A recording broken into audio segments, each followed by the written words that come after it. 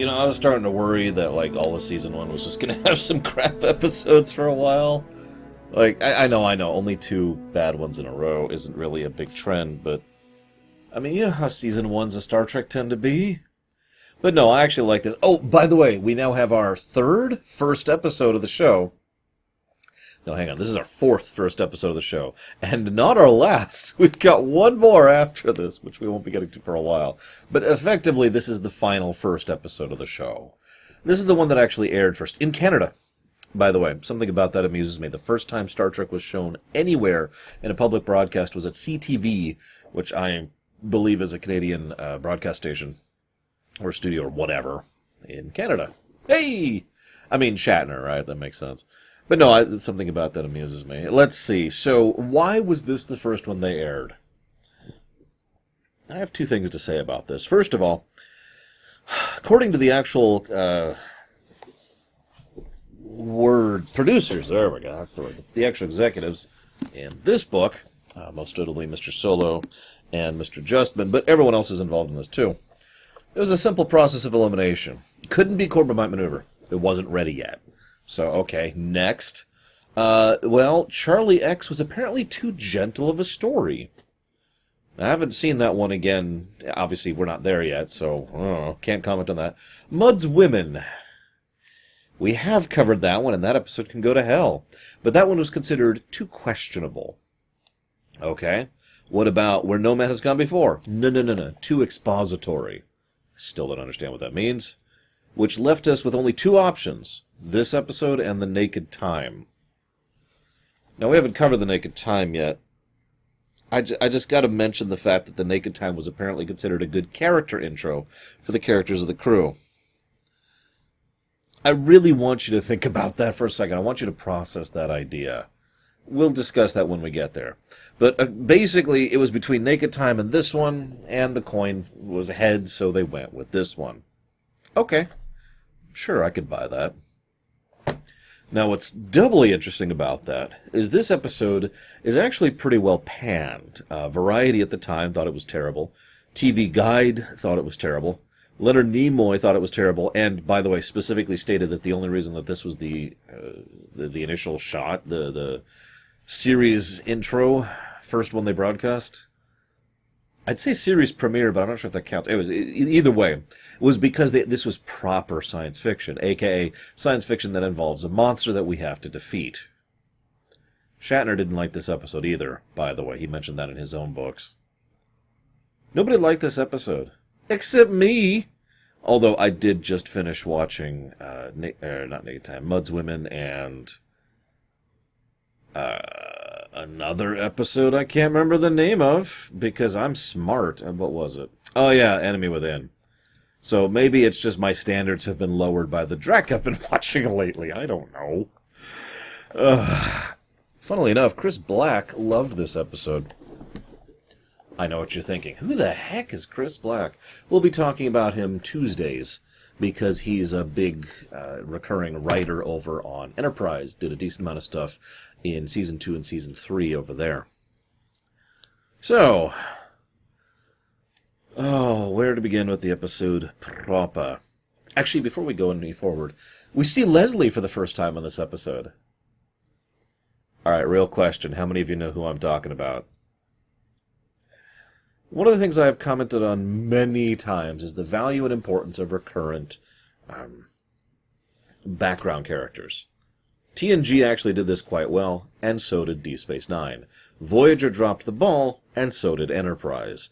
At least for as far as I've seen so far, which is Seasons 1 and 2, as I've already mentioned. I bring all that up, though, because I've always felt that that recurring background element is something that really just adds a almost imperceptible layer of believability and visual continuity to a work, to a series. So seeing the same people in the background, seeing the same characters, that's good. And that's Leslie, basically. He's one of our recurring background characters we'll be seeing a lot of. He goes by like 4 or 5 different names until Conscience of the King, when they refer to him as Leslie, and he will be called Leslie from that point onwards. Same actor, though, obviously. Anyways. So, Captain's Log. McCoy's old flame is here. Can I just say, It's funny that they have these tricorders and apparently have no idea how to use them. Did you know you could scan with tricorders? I never knew, personally. Anyways, the first thing we see, this is actually really brilliant, and this is part of what sells this episode for me, is little touches like this. In the cold open, this is actually probably the best cold open, this is the best cold open I've seen so far for TOS. Nancy walks in, hi, and she just looks like a young woman. Hi, what's up? Then the camera turns and Kirk looks at her and she has a little bit of gray in her hair. It's understated, and frankly, on the kind of TVs that were out at the time, you would be forgiven for not even noticing. This is why the third crewman is there. You'll notice there is no in-character reason for the third crewman to be there whatsoever. He is completely unnecessary, except he serves the vital narrative function of being a third perspective character who has no, intention of seeing Nancy whatsoever and has no idea what she looks like, so he sees someone entirely separate. And so he sees the blonde woman from Wrigley's Pleasure Planet or whatever, and he's like, oh. And so even if you didn't notice the gray one, you're going to notice that one. And everyone acts like it's completely normal. This is, of course, a good way to get your attention. What the heck is going on here? And, of course, looking back at this, it's now obvious that the form of shapeshifting she takes is purely illusory. In other words, that she doesn't actually shapeshift at all. All she does is project a different image. This also explains why the suction cups always show up even when she uses her fingers, because, after all, what's actually happening is the creature's fingers are there, and those are the ones with the suction cup, so that actually lines up and makes sense. By the way, wonderful praise to the designer of the suit, which actually saw some use in a few other things, including Twilight Zone and Outer Limits, I believe. Don't quote me on that. But either way, it actually looks suitably horrifying, which is good because that's what they wanted, or at least that's what the actual producers wanted. The original script was substantially different. It was going to be a far more intelligent creature, and it was going to actually do one of those things where, it argues for its right to live, and, it's the Star Trek thing, right? For whatever reason, cough, cough, need to sell the show, cough, cough, they decided to axe that and turn it into a monster, which also has the ability to talk and reason, and let's just ignore the ethical complications here. After all, there's other issues with this script. I like this episode, but this is not what I'd call top-tier territory. It's just a relief to have a decent episode to talk about anyways. So, Captain's log gives away the fact that everyone can see a different person, on the off chance you missed it. Again, normally I'd make fun of that, but think about the TVs of the time, really. Think about this, At least that's what my TV looked like. Because I had a TV back in the 60s. No, the TV I'm referring to I had in the 80s. It still was like this. Or rather, the TV was gargantuan, and I'm not going to do the whole thing because I'll go off the camera here, but the actual view screen part of it was this thing, so that sucked. But they're like, okay, he's dead, Jim. And we see the suckers on the face 2 times. They mention the salt thing. And then we see Uhura and Spock. And Uhura tries to get Spock to flirt with her. Yeah, like Spock and Uhura would ever actually be a romantic couple. Give me a break. But I like that. I like that scene. Mostly because it's actually a scene with Uhura, who's just trying to pass the time and, get a little bit of characterization in. You'll notice this is her first scene. Oh, I know, she's been in previous episodes, but this is the first time Uhura has had a scene dedicated to her and actually developing her character. Now, this is funny, and this is part of what elevates this episode, is we get a little bit of perspective from her, and just a few little things. She gets the thing with the crewman later, who speaks Swahili to her, and just little stuff like that. It's good, it's good. Sulu gets a similar thing. Now, he had the bit back in Enemy Within, where he was on the planet, but now we actually get Sulu, apparently he's into botany. He's got his arboretum going. And he and Janice Rand have actually a pretty good scene together. I hope you enjoy that, because to my knowledge, the next time the two will have a scene together will be in Star Trek VI. The movie. Nevertheless, it's good. It's good seeing the perspective shift and us just getting character moments. If I might be so bold, we all have different definitions of what Star Trek is. That's one of the reasons why Discovery and Picard and all the recent stuff has been so contentious, is because we all think different things about it. If we're being honest, this is why DS9 was contentious too. And Enterprise. And TNG. Not that I'm trying to equate quality, I'm just pointing out this is not the first time I've seen that, or the second, or the third. But I bring all this up because, for me, one of the hallmarks of Star Trek really is those character moments. There needs to be times where the narrative just kind of pauses and focuses on the individual, or the individual is developed as a result of the narrative. In other words, it needs those character scenes, those character moments to really flesh it out. We had several bits with Bailey back in the Corbomite maneuver, for example. And we have several elements with Kirk back in Where No Man Has Gone Before, even though it was kind of botched. Little stuff like that, right? So I like the Uhura stuff. I like the Sulu stuff. It's good to see there. Anyways, so I love how competent McCoy is here. It's actually nice to see Starfleet officers being competent. It's almost weird given that, well, not to put too fine a point on it, but behaving competently is so out of bounds for modern Trek, that is to say modern Starfleet personnel, that when I was playing in a Star Trek game with Low Reloaded, I had to burn a momentum in order to be competent at my job as captain of the ship I was in charge of at the time. That is not a joke, by the way. Never letting that go. Because it's true. It's because they're so stupid. It's so many things, and it's so rare to see. So McCoy looks at it and says, nah, it's not poison. And we found the food. No, it's not poison, trust me. I'd find the alkaloid poisoning instantly. Okay. Now, in the exact same breath, I also have to point out that McCoy missed the fact. He says there's nothing wrong with this man whatsoever. Apparently, he had not decided to scan for the fact that all the salt had been violently drained from his body, which, by the way, I don't even want to figure out how exactly you're going to accomplish that by draining something through their face. Like, let's just ignore the magic science for a second. It's TOS. By the way, subtlety. There's a couple of little nuances in this episode which also helped to elevate it for me. Kirk is on the bridge drinking. Kirk is on the bridge almost the entire episode, and he's also present in almost every scene. Now you're probably thinking, well, of course he is. He's part of the Core 3. He's also drinking coffee on the bridge and eating his meals on the bridge. If you don't understand the significance here, in most of the episodes we've covered, and in several episodes in the future, when he does stuff like that, he'll go down to his ready room. Hell, he was ordering battle drills, back in Corbomite maneuver, and went to his room to recover for a bit. Here, he refuses to leave his command post. Why? Because one of his crewmen died. And so he's on alert now, and he's not resting until this is dealt with. Nice touch. No one even says anything about it. It's just there. So good storytelling. You can have good storytelling in the 60s, I swear. Anyways, I'm sorry. I bring that up because I have had people... This is way back when I used to hit the convention scenes. I've had people say that I am too harsh on TOS because of narrative points, because you have to give it credit because it's an older show, to which I say, no. Whether something is well written or not doesn't really change based on how old it is, or at least if it does, I can think of a few thousand people who would probably disagree with that assessment. Anyways. So, speaking of narrative, as much as I am praising this episode, let's talk about why this episode is really, really dumb. So, no, it's not going to be the salt vampire thing. That's stupid, but okay, whatever. Magic tech. Moving on. Which is different from Magitech, by the way. Magic tech, 2 words. It's when technology is used basically because magic. It's a monster, you're not supposed to think about it.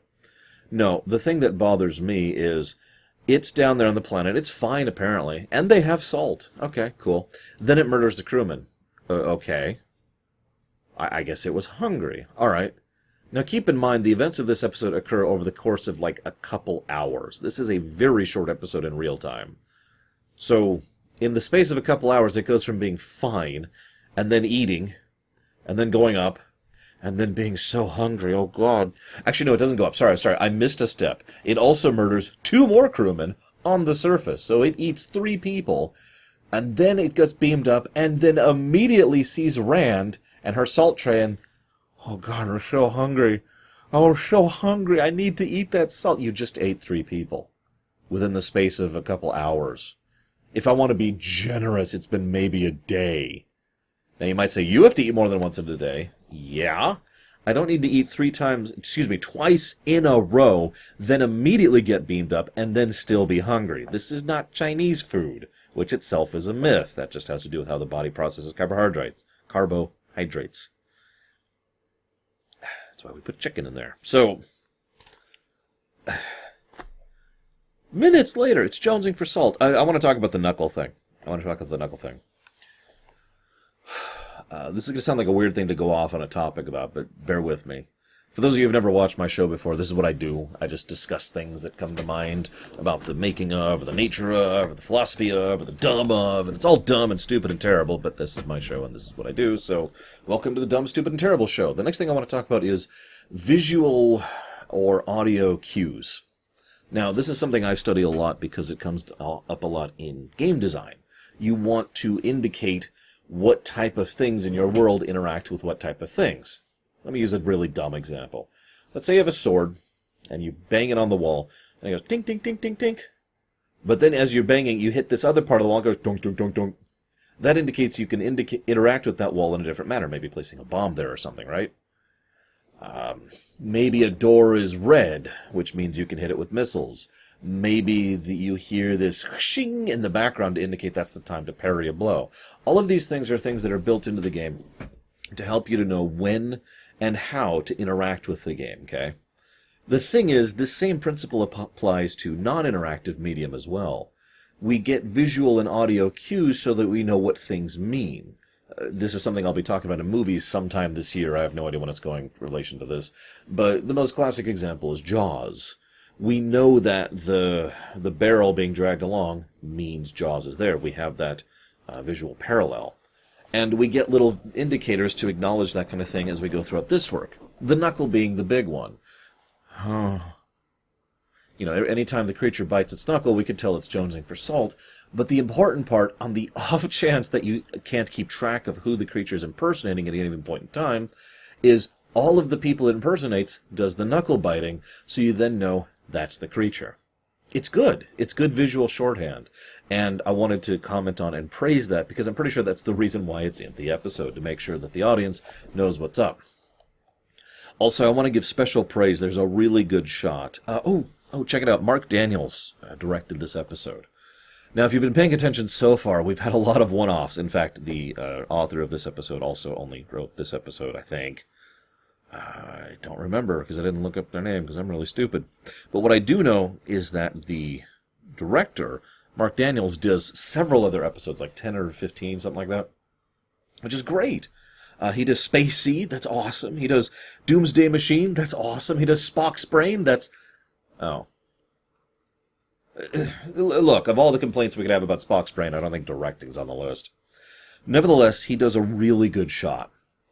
Excuse me. So, Bones is lying on the bed, and then the camera pans, a long pan across the room, zoomed in, I might add, until it lands on the door, and Bones is standing there. Now, we can tell exactly what happened.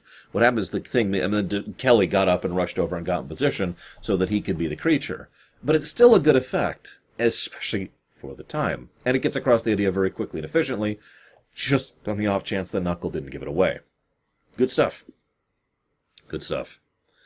So, one of the other weird things about the creature, this is probably a holdover from the original script, is that it's weirdly honest. It mentions how I'm the kind of person you were thinking of, and you were feeling very lonely. This is probably why you were trying to talk to Spock earlier. Then it talks to McCoy, and he's like, "What about your husband?" Notice that he's kind of okay with her cheating on her husband. No judgment. McCoy's, as we'll discover going throughout this series, McCoy is a little bit of a player. just a little bit. But either way, he's okay with that, but her response is what I find more interesting. "You have such strong memories of me. I like your feelings better." In short, it finds it more advantageous to attach itself to him rather than to Crater.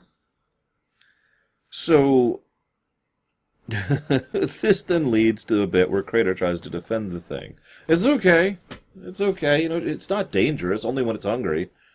I think I've already pointed out why that's nonsense and stupid, so let's just move on from that. Then it kills Crater. Why does it kill Crater? I mean, the obvious answer is because it's a monster and it's evil. And that is basically the problem here, is that the episode's trying to portray it as an intelligent, sentient, sapient life form, and also... And those two things don't really coincide as well as they could, especially in 44 minutes of television. Anyways, it kills Crater. Wah, wah. He probably deserved to die. And then we have the big dramatic scene. McCoy, you must kill Nancy. No, I can't kill Nancy. Oh, wow, Nancy is really jonesing for that salt. Oh, God, Nancy just nearly tried to kill Kirk. Oh, my God, Spock can't even hurt Nancy. Oh, God, Nancy just threw him throwing. Oh, God, I'm just going to keep sitting here and watching while Nancy nearly kills Kirk. It's sure a good thing that having all the salt drained instantaneously from your body doesn't kill you. Oh, wait. I make fun. I get the point. The whole point is that McCoy has to shoot the image of his old flame and comes to grips with the idea that his old flame has been dead for a year, as indicated by Crater earlier. Yay. We also see the creature. This is when we see its image. Like I said, good work on that. Good work. It's super dead. Not too shabby. Not too shabby of an episode. By the way, I have one last thing to mention. It was in this book right here, which I've referenced several times. There was a bit where, while they were putting together the idea for which episode was going to be first, one of the things commented on, I'm pretty sure it was by Solo himself, was... Oh, wow, that looks really cool. Sorry, I'm just looking at receipts. He's got actual... This is one of the reasons I love this book. He actually puts receipts and stuff in here so you can see proof of what's being talked about. Anyways, I'm sorry, getting off topic. I've been rereading this book as I go through this, and it's just a wealth of behind-the-scenes information, and the very nature of how you make television, which includes things like making sure the audience is immediately on board with concepts.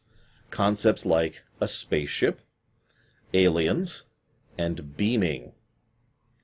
You'll notice that the beaming is kind of a thing right at the beginning of this episode. Now, you might argue that it's in other episodes as well, but the point being made is that one of the stated factors for why this one finally got the slot over the other ones is because of the fact that they have that beaming scene right at the beginning, so that people can immediately know what's up and how that works. Just interesting to think about.